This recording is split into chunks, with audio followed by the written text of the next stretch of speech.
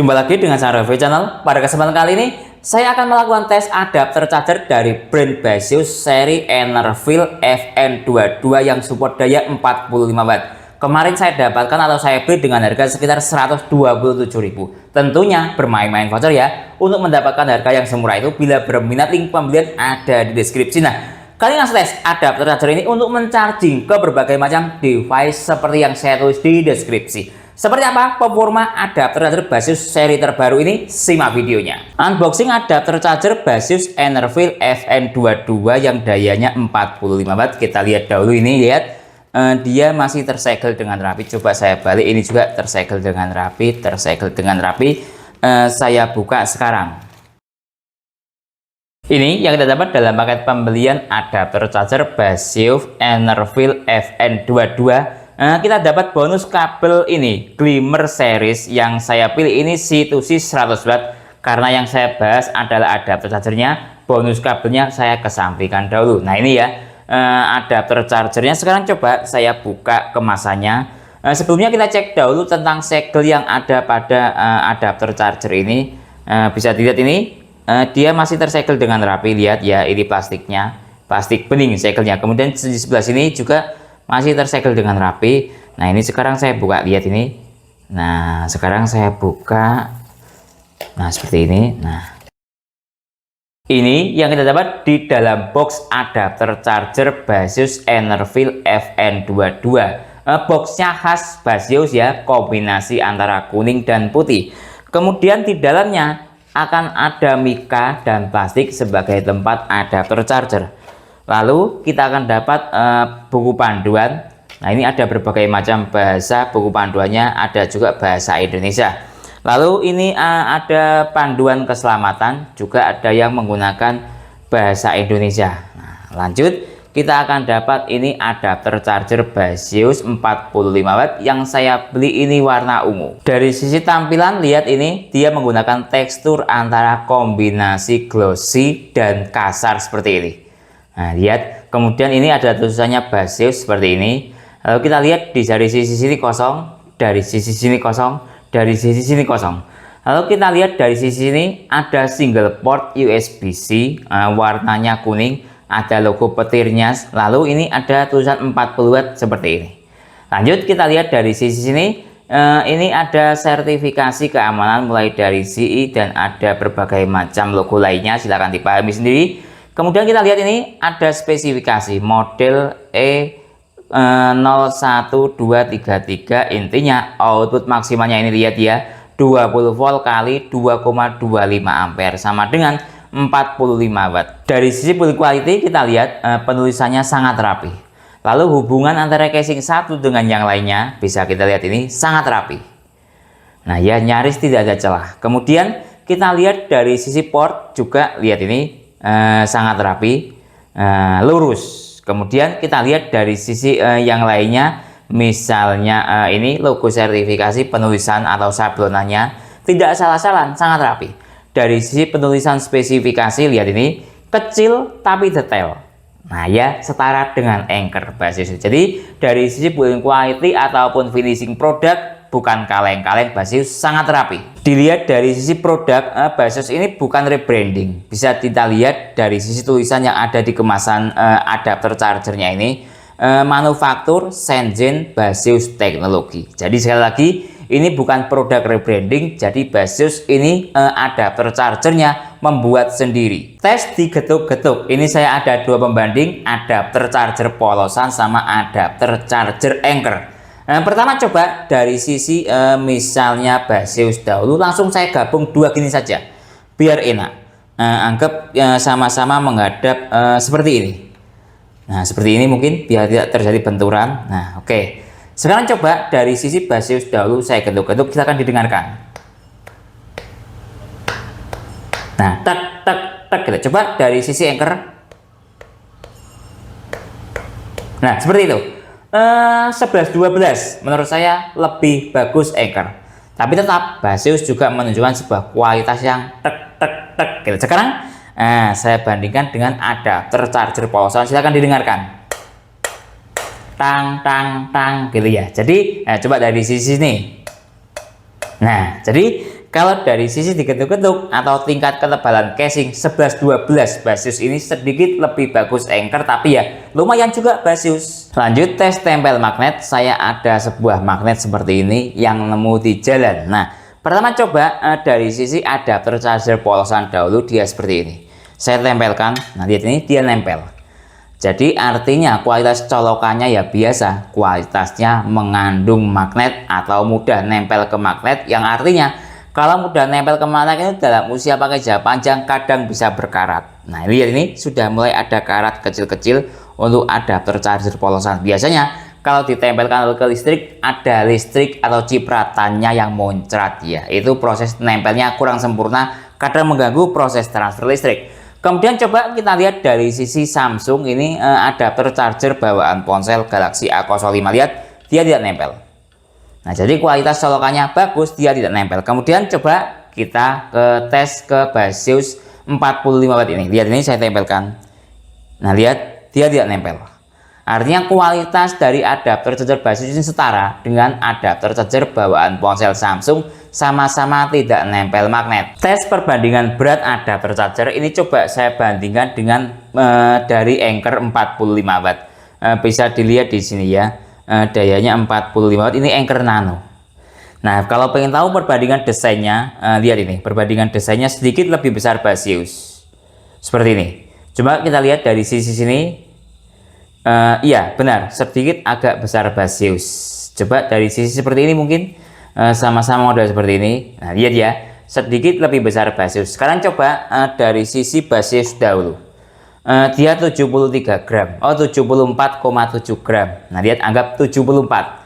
Sekarang coba saya bandingkan dengan Anchor 68. Nah, 11-12 ya agak rasional lebih berat Basius karena dari sisi desain lebih besar sedikit Basius. Jadi ya kurang lebih sama. Built-in quality Basius dengan Anchor ini menunjukkan sebuah berat yang 11-12. Kalau menurut saya ya kurang lebih sama. Tes protokol istirahat cepat dengan menggunakan dual USB Totor ini, yaitu Finersi FNP58 untuk tes PD ataupun lainnya, dan USB Totor Cozy untuk tes protokol istirahat cepat PPS. Saya tes dari sisi PD dahulu dengan menggunakan USB Totor Finersi. Saya hubungkan sekarang. Nah, lihat hasilnya sudah mulai keluar. Oh, ternyata dia support PD 3.0 hingga 63 watt. Padahal secara tulisan dia 45 watt. Nah, cukup bagus di atas dari spesifikasi realnya. Kemudian dia support Samsung Fast Charging, Huawei Fast Charging, dan Huawei Supercharger dia juga aktif. QC 2.0 dan 3.0 dia aktif. QC 4.0 dia juga aktif. Selebihnya VOOC dan Boom Express dia tidak aktif. Lanjut kita cek dari sisi PPS. Nah, lihat ini, saya mulai masuk ke protokol dengan menggunakan USB Totor Cozy. Dia lihat 15 volt PD-nya ini PD 45 watt.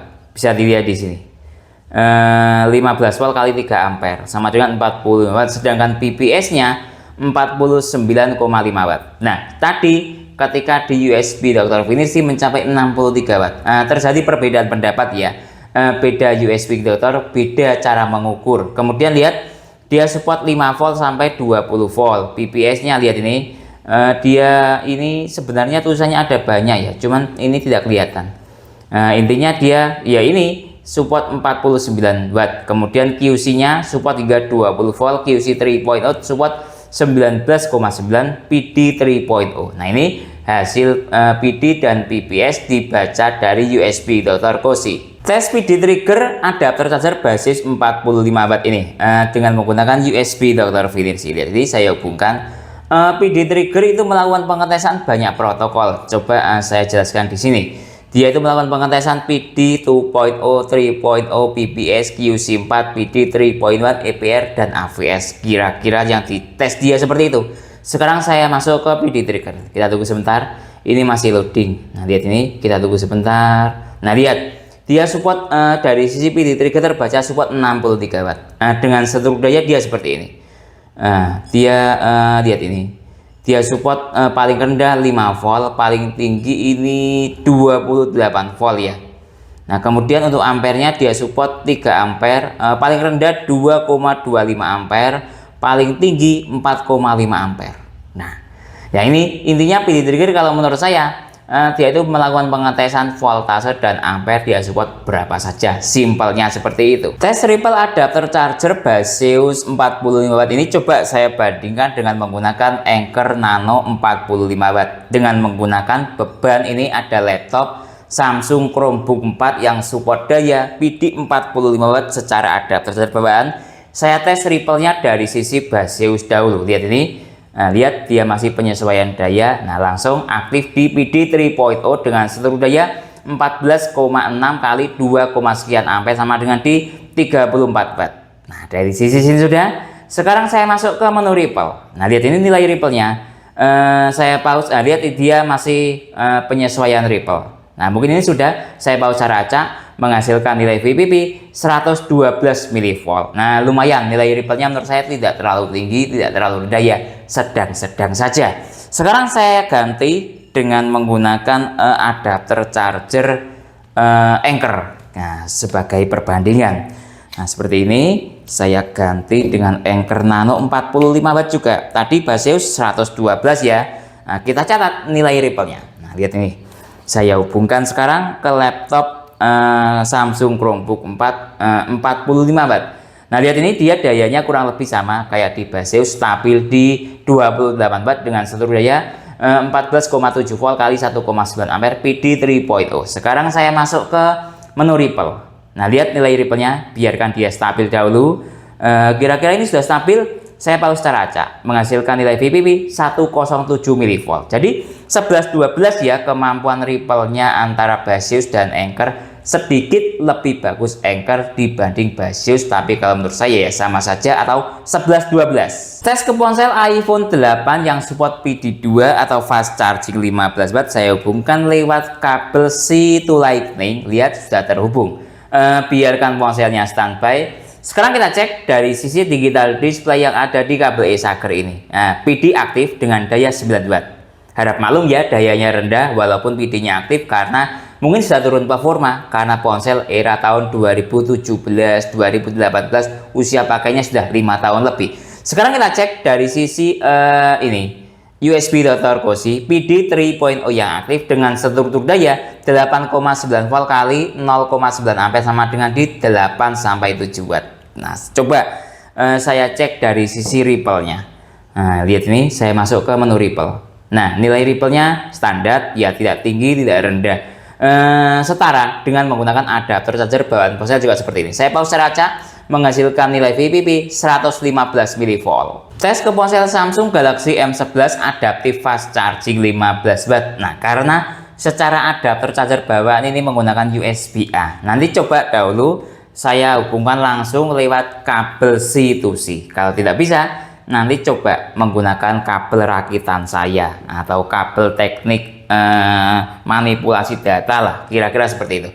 Saya hubungkan dahulu ini lewat jalur USB-C to C. Nah, seperti ini saya hubungkan sekarang. Nah, kita lihat, kita tunggu masih loading. Start dari baterai 36%. Coba saya nyalakan, cuma ada indikator charging saja, tidak support fast charging. Nah, ini kelemahan dari ponsel Samsung adaptif fast charging 15 watt. Dalam hal ini tes ke Samsung Galaxy M11, ketika langsung dengan menggunakan USB-C to C seperti ini, dia tidak bisa. Nah, coba saja kita analisis dahulu. 4,8 volt kali 1,7 ampere sama dengan di 8,3 watt. Sekarang saya masuk ke menu ripple.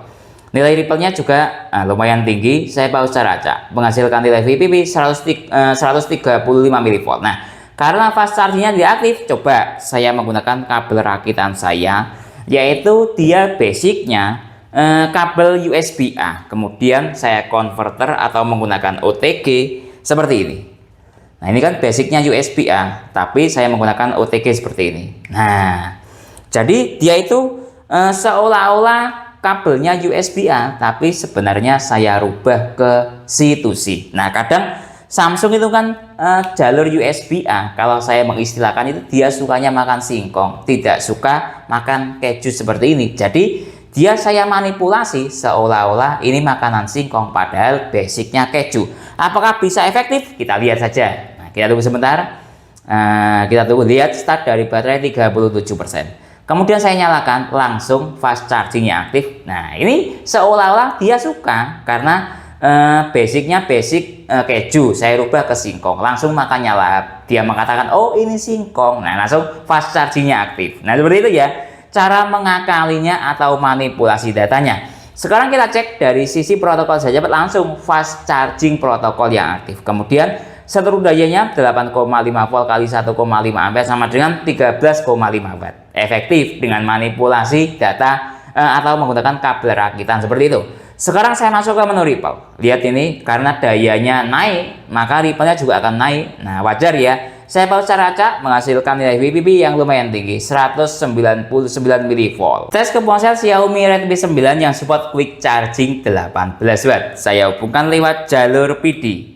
Nah di sini sudah saya hubungkan, kita tunggu sebentar. Start dari baterai 76%, kita tunggu sebentar. Nah, quick chargingnya aktif, biarkan ponselnya standby. Sekarang kita cek dari sisi USB, Dr. Koshi membaca QC 3.0 yang aktif dengan seluruh daya 6,5 volt kali 0, sekian ampere sama dengan di maksimal tadi sekitar di 4 watt. Nah, kenapa dayanya rendah? Kemungkinannya ada dua, atau pertama tadi karena baterainya sudah terisi di atas 75% sehingga terjadi penurunan daya. Kemungkinan yang kedua karena ponsel ini sudah turun performa, harap maklum usia pakainya sudah sekitar 4 tahun lebih. Tapi secara notifikasi quick charging aktif, andaikan ponselnya masih fresh atau normal, ketika quick charging aktif pasti dayanya di atas 10 watt. Nah, seperti itu. Sekarang saya masuk ke menu Ripple. Saya pause secara acak menghasilkan nilai VPP 80 mV. Tes ke ponsel Oppo Reno 3 yang support VOOC 20 watt. Saya hubungkan sekarang. Nah di sini sudah saya hubungkan, kita tunggu. Start dari baterai 67%, fast chargingnya aktif, biarkan ponselnya standby. Sekarang kita cek dari sisi yang ada di USB Dr. Koshi PD 3.0 yang aktif dengan seluruh daya 4,8 volt kali 2,3 ampere sama dengan di 11, sekian watt. Sekarang saya masuk ke menu Ripple. Nah, saya pause secara acak menghasilkan nilai VPP 93 mV. Tes ke Huawei Matepad yang support supercharger protokol 22,5 watt. Nah, saya hubungkan sekarang.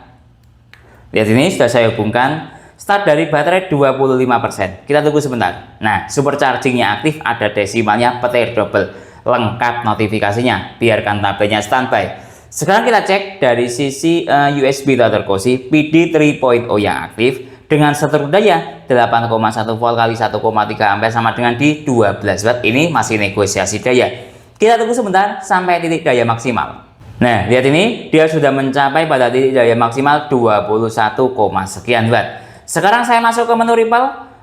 Lihat ini nilai Ripple-nya, saya pause secara acak menghasilkan nilai VPP 70 mV. Tes ke ponsel Samsung Galaxy A05 super fast charging Samsung 25 watt. Saya hubungkan sekarang.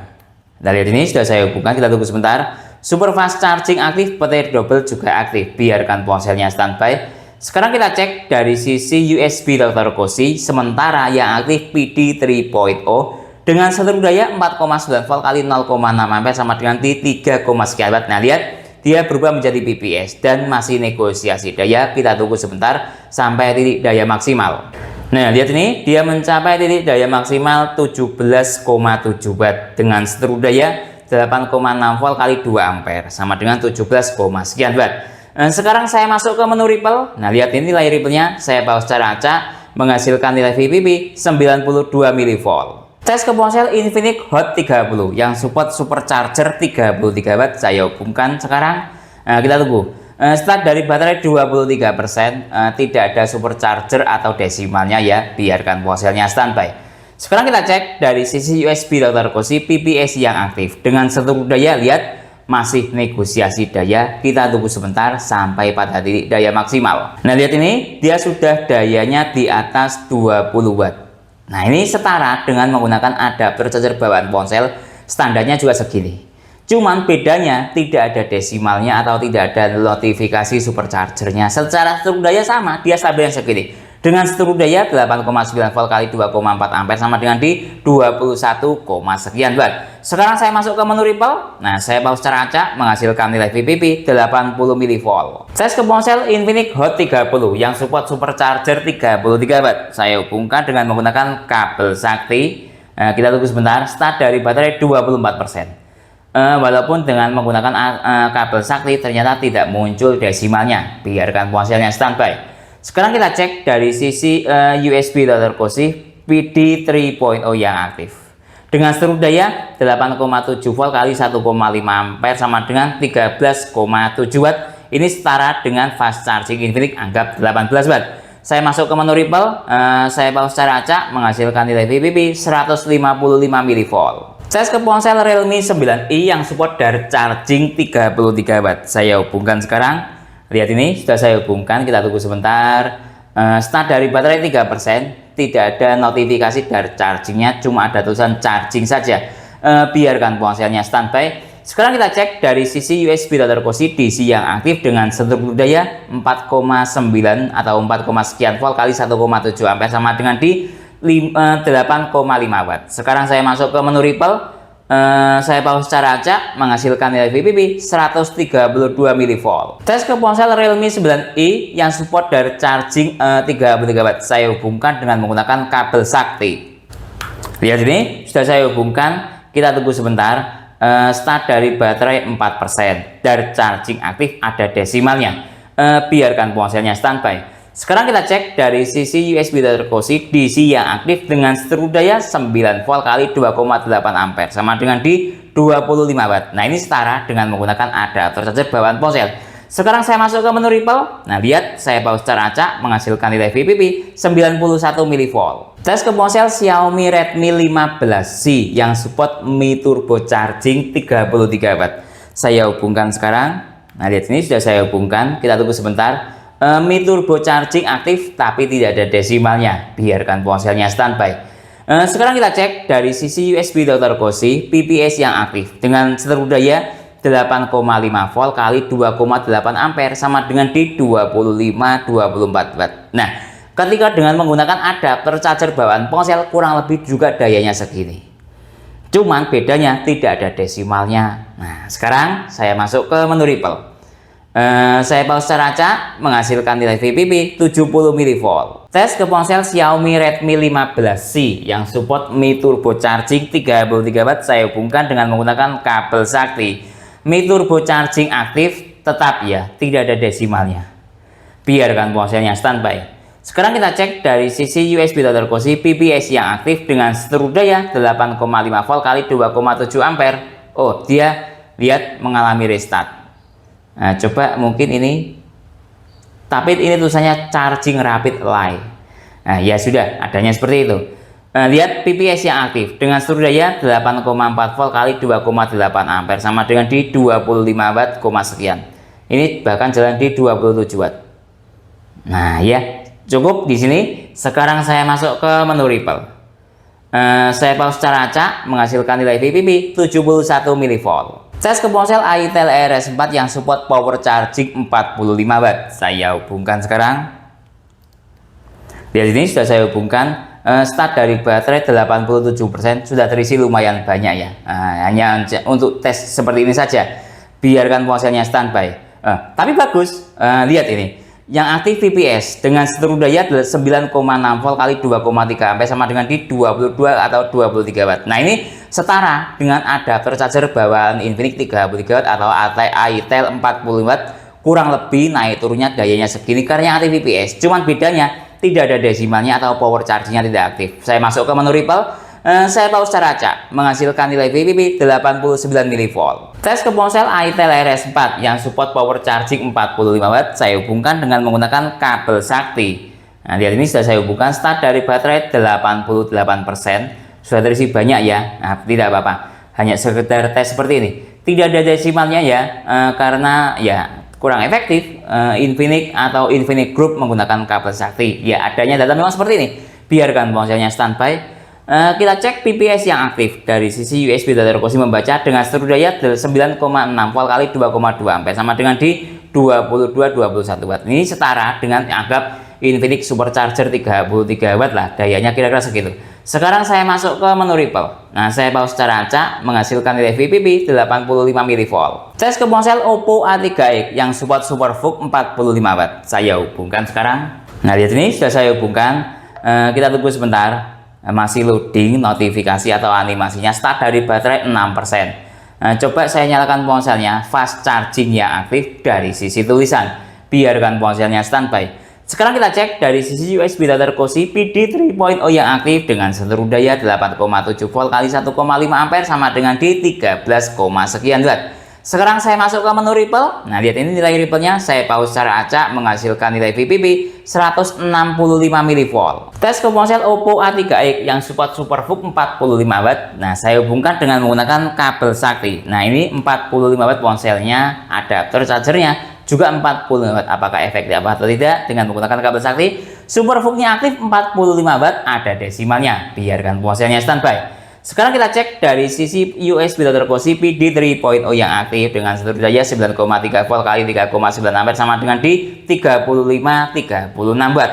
Sekarang saya masuk ke menu Ripple. Lumayan tinggi ya nilai Ripple-nya karena juga dayanya tinggi. Saya pause secara acak menghasilkan nilai VPP 188 mV. Tes ke iPad A16 yang support PD 45 watt. Saya hubungkan sekarang. Lihat ini sudah saya hubungkan, start dari baterai 13%. Biarkan tabletnya standby. Sekarang kita cek dari sisi USB data terkosi PD 3.0 yang aktif dengan seluruh daya 14,7 volt kali 1,2 ampere sama dengan di 18 atau 19. Lihat ini sudah jalan di 19,21 watt. Naik turun atau masih negosiasi daya menuju kenaikan daya. Lihat sekarang di 22-23 watt. Ini PD 45 watt secara daya maksimal seperti itu. Sekarang saya masuk ke menu Ripple. Nilai Ripple-nya masih dalam kategori wajar. Saya pause secara acak menghasilkan nilai VPP 138 mV. Tes ke ponsel Samsung Galaxy A36 yang support super fast charging Samsung 2.0 45 watt. Saya hubungkan dengan menggunakan kabel dari brand Vivant. Lihat ini super fast charging 2.0 aktif, start dari baterai 2%. Biarkan ponselnya standby. Sekarang kita cek dari sisi yang ada di USB data terkosi PPS yang aktif dengan satu daya 9 volt kali 4,4 ampere sama dengan di maksimal di 40 watt. Lihat ini. Kemudian kita cek dari sisi Ripple. Lihat ini. Saya pause secara acak menghasilkan nilai VPP 49 mV. Tes ke ponsel Xiaomi Poco M6 Pro yang support turbo charging 67 watt. Saya hubungkan sekarang. Nah, lihat ini sudah saya hubungkan. Kita tunggu sebentar. Start dari baterai 32%. Notifikasi yang muncul quick charging. Biarkan ponselnya standby. Sekarang kita cek dari sisi USB data terkosi PPS yang aktif dengan satu daya. Ini masih negosiasi daya. Kita tunggu sebentar sampai pada titik daya maksimal. Nah, lihat perkiraan sudah mencapai titik daya maksimal di 27 watt dengan seluruh daya 8,6 volt kali 3,1 ampere. Nah ya, ini setara dengan Mi Turbo Charging 33, cuman bedanya tidak ada desimalnya atau jalur PPS. Nah, lihat ini nilai Ripple-nya. Saya pause secara acak menghasilkan nilai VPP 78 mV. Tes ke ponsel Xiaomi Poco M6 Pro Turbo Charging 67 watt. Saya hubungkan dengan menggunakan kabel sakti. Ingat, adapter charger 45 watt versus 67 watt ponselnya. Nah, 67 watt aktif. Nah, kita lihat dia kuat atau tidak. Karena kan ini mintanya 67 watt dengan bantuan kabel sakti. Lihat ini, biarkan ponselnya standby. Nah, kita tunggu. Nah, sekarang coba saya dekatkan. Ini perkembangan dayanya. PPS yang aktif dengan seluruh daya masih jalan di 8,5 volt kali 2,8 ampere sama dengan di 26 watt. Lihat sudah jalan di 30 watt. Nah, lihat dia drop atau tidak ya. Ini drop tes, anggap seperti itu. Lihat sudah jalan di 37 watt, 39 watt. Lihat ini sudah 41 watt. Nah, kita tunggu 42 watt. Nah, detik-detik menegangkan. Lihat ini detik-detik menegangkan. Lihat loh, dibatasi ke 42 watt. Pinter adapter chargernya, dia paham. Oh, ini mau minta di atas 45 watt. Saya batasi Anda ke 42 watt. Pinter ya, bagus. Nah, ini smart adapter charger dengan seluruh daya 9 volt kali 4,4 ampere tadi maksimal di 42,9 watt. Sekarang saya masuk ke menu Ripple. Saya pause secara acak menghasilkan nilai VPP 87 mV. Tes ke ponsel Vivo V40 Lite yang support Vivo Flash Charging 80 watt. Saya hubungkan sekarang. Start dari baterai 15%, sementara standar charging ya, dilihat dari sisi petirnya. Ini saya buat mode ponsel mati. Kita cek dari sisi seluruh daya sementara yang aktif DC. Nah, lihat dia mengalami restart atau terjadi perubahan seluruh daya dari DC ke PD 3.0 dengan seluruh daya 4,8 volt kali 1,8 ampere sama dengan masih di 9 watt. Lihat, dia mengalami perubahan seluruh daya lagi ke PPS. Jadi DC, PD ke PPS ini daya yang terbaik. Dengan dayanya lihat sudah jalan di 31 watt. Nah, ini setara, kalau menurut saya setara dengan flash charging sekitar 44 watt atau 80 watt, ya dayanya kurang lebih segini daya maksimalnya. Dengan seluruh daya 8,6 volt kali 3,7 ampere. Coba saya nyalakan layar ponselnya, flash charging aktif. Dari sisi sini sudah, sekarang saya masuk ke menu Ripple. Nah, lihat dayanya tinggi, ripple-nya rendah. Cukup bagus, saya pause secara acak menghasilkan nilai VPP 46 mV. Nah, sekarang coba saya nyalakan ponselnya, apakah keluar desimalnya atau tidak, kita tunggu sebentar. Nah, lihat ini ponselnya sudah nyala, start dari baterai 17%, flash charging aktif. Coba kita lihat atau kita tunggu, tidak ada desimalnya, tapi dayanya bagus. Nah ya, itu tes ke Vivo flash charging 80 watt. Tes ke ponsel Vivo V40 Lite yang support Vivo flash charging 80 watt. Nah, lagi ini adapter charger 45 watt versus Vivo flash charging 80 watt dengan bantuan kabel sakti. Nah, kita tunggu sebentar, masih loading ponselnya. Lihat, start dari baterai 17%, flash charging aktif, mode ponsel mati dahulu. Biasanya ke Vivo saya seperti itu. Kita cek dari sisi seluruh daya dahulu, DC yang aktif dengan seluruh daya 4,8 volt kali 1,8 ampere sama dengan di 8,8 watt. Nah, ini masih negosiasi daya, kita tunggu sebentar. Nah, lihat ini voltasenya sudah naik ke 8 volt kali 3 ampere. Nah, perlahan-lahan dia naik. Nah, kita lihat ini detik-detik menegangkan, dia sudah jalan di 32 watt. Sudah turun di 31 watt. Pinter, adapter chargernya pinter, pandai bernegosiasi. Jadi dia dibatasi ke daya maksimal 32 watt. Cukup bagus. Dengan seluruh daya 8,6 volt kali 3,6 ampere sama dengan di 31 watt. Ini setara. Menurut saya setara dengan Vivo flash charging 80 watt. Ketika menggunakan adapter charger bahan ponsel juga dayanya segini. Sekarang saya masuk ke menu Ripple. Lihat, nilai ripple-nya juga tidak terlalu tinggi. Cukup bagus. Saya pause secara acak menghasilkan nilai VPP 44 mV. Coba saya kembali ke sini, dia maksimal di 33 watt. Sekarang coba saya nyalakan ponselnya, apakah keluar desimalnya atau tidak, kita tunggu sebentar. Lihat, ini sudah nyala ponselnya, start dari baterai 18%, ada desimalnya dengan menggunakan bantuan kabel sakti. Tes ke ponsel Infinix Note 40 Pro Plus 5G yang support all around fast charging 100 watt. Saya hubungkan sekarang. Lihat, ini sudah saya hubungkan, start dari baterai 12%, indikator yang muncul fast charging, biarkan ponselnya standby. Sekarang kita cek dari sisi notifikasi yang ada di USB data kursi PPS yang aktif. Lihat, dayanya sudah jalan di 15-16 watt. Apakah bisa naik? Lihat ini, kita tunggu, sudah jalan di 17 watt. Lihat, sepertinya, nah lihat, sudah jalan di 17 watt. Kita tunggu, nah sudah jalan di 18 watt ke atas. Kalau saya setarakan, ini setara dengan mungkin Infinix Supercharger 33 watt dayanya. Cuman bedanya tidak ada desimalnya atau lewat jalur PPS. Nah, dari sisi sini sudah, lihat, nah, sudah stabil. Masih jalan di 21 watt. Nah, sementara seperti ini dahulu.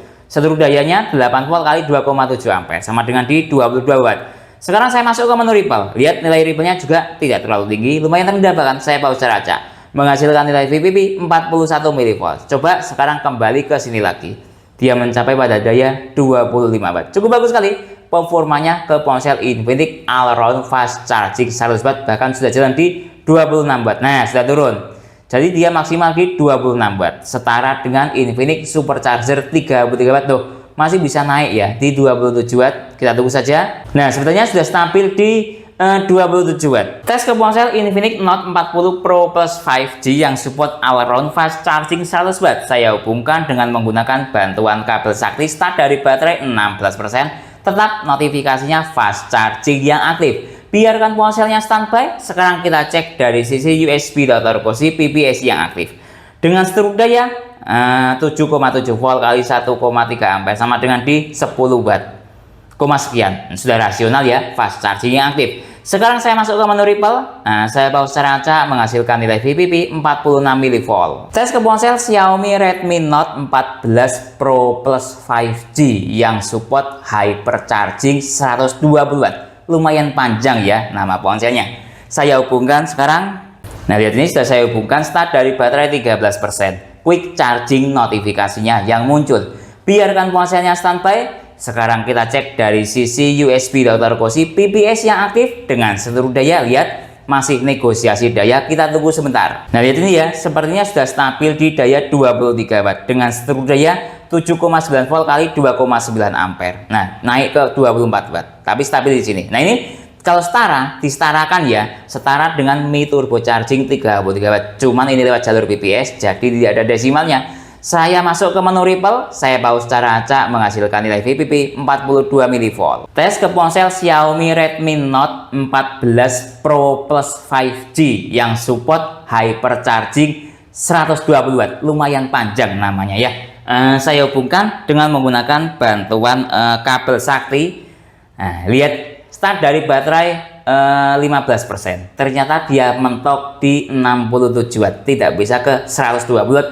Secara notifikasi seperti ini, rasional ya, karena adapter chargernya 45 Watt. Sekarang kita cek dari sisi USB Dr. Koshi PPS yang aktif dengan seluruh daya 8,2 volt kali 4,4 ampere sama dengan maksimal di 36, sekian Watt. Lihat tadi maksimal di 38 Watt, cukup bagus. Ini yang saya suka dari adapter charger Baseus, lagi-lagi dia pandai bernegosiasi. Ketika dilawankan dengan ponsel 120 Watt, dia membatasi diri dengan daya maksimal di 38 Watt. Salut buat Baseus ini. Sekarang saya masuk ke menu Ripple. Nah, lihat saya pause secara acak menghasilkan nilai VPP yang lumayan rendah 44 mV. Tes ke laptop Samsung Chromebook 4 secara adapter charger bawaan ini support PD 45 Watt. Saya hubungkan sekarang lewat jalur PD. Nah, lihat sudah saya hubungkan, kita tunggu sebentar. Lihat dia mengalami restart atau penyesuaian daya dan sekarang dayanya sudah stabil. PD 3.0 yang aktif dengan seluruh daya 14,6 volt kali 2,3 ampere sama dengan 33 Watt.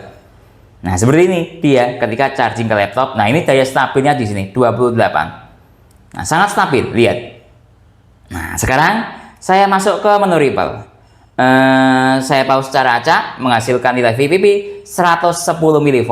Tes ke laptop Advance Soulmate X yang ini ada dual port USB-C. Lihat, ini Type-C charging atau USB-C charging support 12 volt. Kalau laptop Windows itu ukurannya voltase, menurut saya seperti itu. Nah, ini ada USB-C full fungsi. Supportnya 20 volt. Karena adapter charger ini support 20 volt, maka saya hubungkan lewat Type-C full fungsi atau USB-C full fungsi 20 volt. Lihat, saya hubungkan sekarang. Kita tunggu sebentar. Langsung dia stabil, tidak pakai restart segala. PD 3.0 yang aktif dengan seluruh daya 19,8 volt. Kadang 20 volt itu tidak bulat ya relnya ini. Sudah dalam kategori 20 volt kali 0,8 ampere sama dengan 16,5 Watt. Nah, kenapa kok dayanya rendah? Karena laptopnya mode mati sehingga dayanya stabil segini. Andaikan laptopnya mode hidup untuk aktivitas berat, dayanya di atas 20 Watt. Dari sisi sini sudah. Sekarang saya masuk ke menu Ripple. Boom, langsung Ripple-nya naik, tidak usah kaget. Nah, karena sudah menjadi kebiasaan ini, laptopnya suka menghasilkan Ripple yang tinggi. Bukan kabelnya, bukan adapter charger yang jelek. Sekali lagi, kebiasaan atau bawaan dari laptop ini. Saya pause secara acak menghasilkan nilai VPP 394 mV. Kenapa kok Ripple-nya tinggi? Biasanya menurut saya berkaitan dengan data ini. Dia voltasenya 20 volt. Ripple itu biasanya ada kaitannya dengan voltase. Semakin tinggi voltase, sebagian besar Ripple-nya akan tinggi. Tes ke power bank Cooktek ini secara input daya 90 Watt, namanya ultra fast input. Nah, coba ini dayanya 45 Watt. Nanti ketahuan dia daya maksimalnya mencapai hingga berapa Watt ketika diversuskan dengan power bank input 90 Watt. Rasionalnya seperti itu. Sudah saya hubungkan, kita tunggu sebentar. Ini masih loading. Nah, lihat dia masih penyesuaian daya. Nah, lihat ini, kita tunggu sebentar. Nah, lihat dia sudah jalan di daya 40 Watt. PD 3.0 yang aktif dengan seluruh daya 19,6 volt kali 2 ampere. Nah, ini daya maksimalnya dia ketahuan. Dari teori 45 watt secara spesifikasi. Bahkan secara USB Dr. Finisi tadi dia mencapai 63 watt. Ini daya maksimalnya dia. Nyatanya segini. Yang 5 watt dibuat spasi lah, nafas, biar adapter chargernya tidak terlalu ngos-ngosan. Dengan struktur daya seperti ini.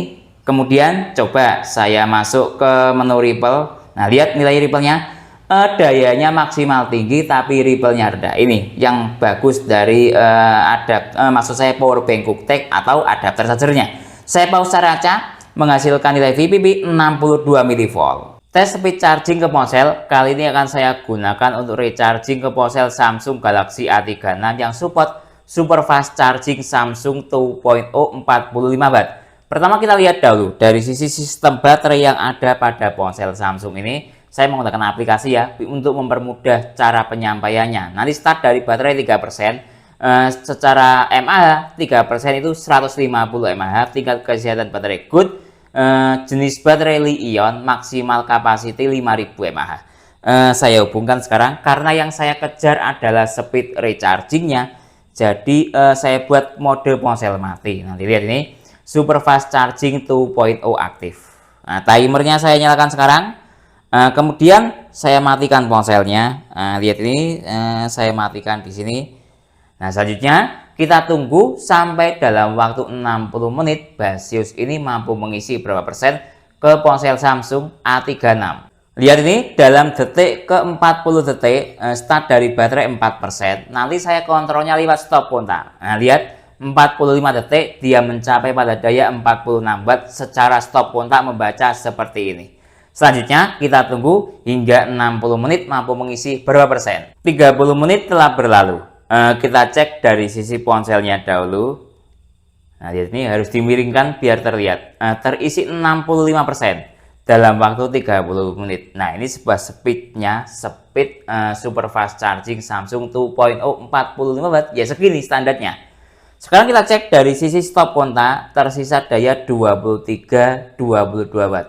Pertama kali colok di area sekitar tadi di 45 sampai 46 watt lah ya. Sekarang kita cek dari sisi yang ada di temperatur adapter charger. Lihat ini temperatur adapter charger dia mencapai pada temperatur sebentar 44 42. Lihat ini saya jalan-jalankan 43 di sini dia 47 ya 49 48 47 49 lah. Nah, masih di bawah 50 derajat Celcius. Dalam kategori panas tapi tidak terlalu menyengat, wajar. Karena adapter charger 45 watt versus ponsel 40 watt, daya segini masuk aman, bagus menurut saya malah. Sekarang kita cek dari sisi temperatur ponsel. Lihat ini 38 derajat Celcius, hangat normal untuk ponselnya. Nah, selanjutnya kita tunggu sampai 60 menit mampu mengisi berapa persen. 60 menit telah berlalu. Kita cek dari sisi ponselnya dahulu. Harus dimiringkan seperti ini biar terlihat jelas. Lihat ini ya, terisi 94% dalam waktu 60 menit lebih 1 menit. Saya stop dahulu timernya. Sekali lagi, lihat ini 94% dalam waktu 61 menit. Nah, sekarang kita cek dari sisi yang ada di stop kontak. Lihat dayanya juga sudah 0 watt. Nah, makanya ini akan mengalami penurunan daya untuk keamanan dari sistem ponsel itu sendiri dan proses charging akan memakan waktu lama ketika di atas 90% atau di atas 60 menit. Makanya saya stop sampai di sini. Jadi kesimpulannya adapter charger Basius Enervil FN22 yang saya beli ini dayanya 45 watt dengan harga sekitar di 127.000, memainkan voucher ya untuk mendapatkan harga yang sangat murah. Yang saya suka juga dapat bonus kabel C2C 100 watt yang saya pilih ini. Seri kabelnya Glimmer seri. Nah, kemudian dari sisi built-in quality, Basius bukan kaleng-kaleng. Finishing antara casing satu dengan yang lainnya ataupun dengan penulisan setara dengan Anker. Lalu dari sisi kemampuan fast charging tidak ada masalah. 100% support fast charging sudah saya tes mulai dari ponsel daya 15 watt hingga 120 watt tanpa masalah. Bahkan menurut saya 95% menunjukkan sebuah kemampuan supercharger. Nah, tinggal pandai-pandainya kita kapan mengkombinasikan atau menggunakan kabel reguler PD-nya ataupun menggunakan kabel sakti agar tercipta sebuah sistem fast charging yang maksimal. Biasanya yang teman-teman cari kan ada desimalnya. Dari sisi kemampuan speed charging juga cukup bagus sekali. Adapter charger ini ketika saya tes ke ponsel Samsung Galaxy A36, start dari baterai lowbat, kapasitas baterai 5000 mAh, saya kasih waktu 60 menit, mampu mengisi sekitar 90% dengan temperatur hangat normal, tidak ada masalah. Untuk kemampuan lain dari basis Enervil ini juga bisa digunakan untuk charging ke laptop, misalnya PD 45 watt ataupun laptop yang membutuhkan voltase 20 volt, ke iPad yang PD 40 watt, bahkan ke powerbank yang membutuhkan input 9 watt dia bisa. Tapi dengan catatan, adapter charger Enervil atau basis Enervil ini mampu mengasih daya output maksimalnya di 40 watt. Jadi ada spasi atau keamanan dari adapter charger basis Enervil ini sekitar 5 watt. Sisi unik dari adapter charger basis Enervil ini ternyata dia pandai bernegosiasi ketika dihubungkan pada device yang dayanya di atas dari spesifikasinya dia. Contoh ini tadi, ketika saya gunakan untuk charging ke ponsel Xiaomi Hypercharging 120 watt, saya pancing dengan menggunakan kabel sakti agar muncul notifikasi 120 wattnya. Tapi ngerti adapter charger ini, oh ini kan kemampuannya di atas saya, sehingga dia mampu mengasih notifikasi turbo charging 60 watt dan mengasih daya real di bawah 40 watt karena dia ngerti batas kemampuannya dia maksimal 40 watt. Jadi sekali lagi, adapter ini pandai bernegosiasi sehingga enak ya, bisa digunakan untuk charging ke ponsel yang 100% fast charging, ataupun bahkan menurut saya sekali lagi support hampir 90% super fast charging. Mungkin itu yang bisa saya jelaskan dalam tes adapter basis Enervil ini. Kalau teman-teman ada pertanyaan atau urusan lain yang sekiranya belum saya jelaskan dalam tes video ini, silahkan menulis di kolom komentar. Kalau teman-teman mau membeli adapter basis Enervil 45 watt ini ataupun alat tes lainnya, link pembelian ada di deskripsi. Saya Didin untuk diri dulu. Sampai jumpa pada video berikutnya. Terima kasih.